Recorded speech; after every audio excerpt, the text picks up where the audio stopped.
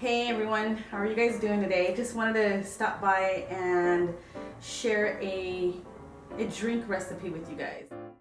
Something that's super festive and it's very much meant for the holidays.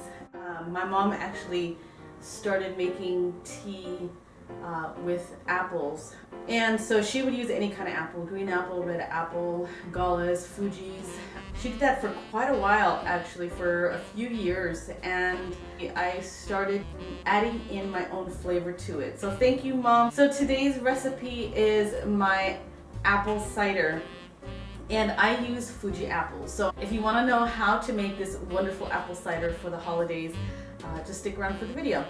So we're gonna start with 6 to 7 Fuji apples. I wash all of my apples prior to cutting them, and then I use my slicer, cut them up and put them in the pot, in a big pot of water. So you want to take all of your apples and cut them up and throw the cores away, or you can boil them separately and make just a plain apple flavored tea. To measure out the amount of water you need is going to be just under the gallon. So you want to use your empty bottle that you're going to be using and almost fill it up, with the exception of about 1.5 inches to 2 from the very top of the lid. Start boiling your water as soon as it gets, as soon as you put the pot of water onto your stove. So blast it on high and start cutting up your apples. Once you get all your apples in your pot, then you want to go ahead and grab your can of pineapples. Like I use the pineapple chunks. Just probably about half a cup to 3/4 of a cup of your craisins, and throw them in your pot.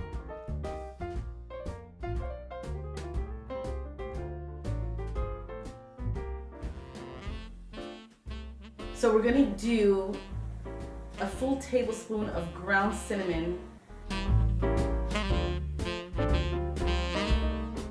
Then you want to do 2 to 3 dashes of ground nutmeg and 2 to 3 dashes of ground cloves.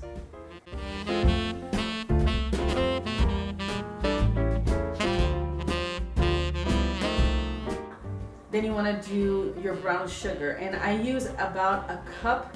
If you think that's too much for you, start off with half, because you can always add sugar in when you're completely done.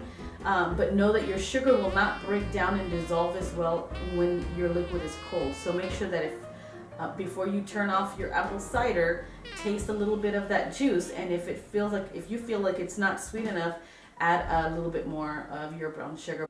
So just get your water to where it's starting to bubble, and then turn it down while you're adding your ingredients in there.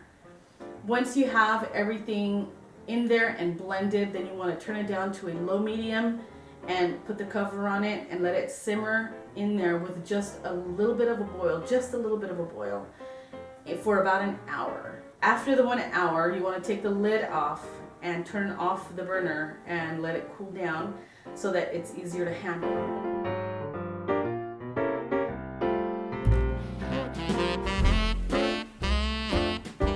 Once it's cooled, take out about half of your fruit and blend it up.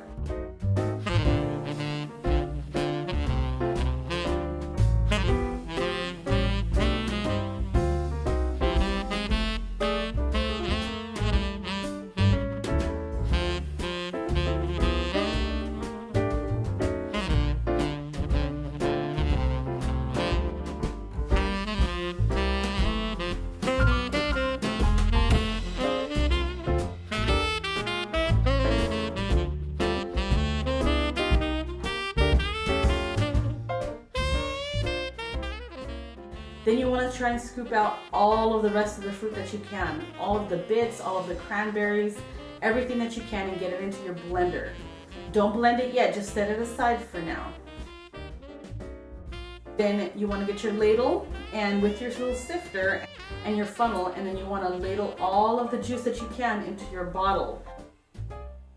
Then you want to go ahead and blend up the last half of your fruit. And then once it's completely blended and completely dissolved or liquefied, then you want to pour as much as you can to fill up your bottle. The cider has some consistency to it, so it's thick because it has that applesauce in it, and it really is yummy. Then if you have some fruit left over, you can definitely put some aside in little serving cups and put them in the fridge for applesauce for later. Just as is, and it would taste amazing. And you can also use it for baking. A lot of recipes, like cookie recipes, you can substitute, I believe it's butter for applesauce, and that helps keep it chewy. So, and I haven't even used mine yet, but it is really good as applesauce for desserts after dinner and for your kids, and it's something that you've made at home. You can always adjust the taste according to how you want it. So if you want less sugar, add in less sugar to the next batch that you make. If you don't want it as spicy, just use the cinnamon. You don't have to use the nutmeg. But I love all of those flavors together.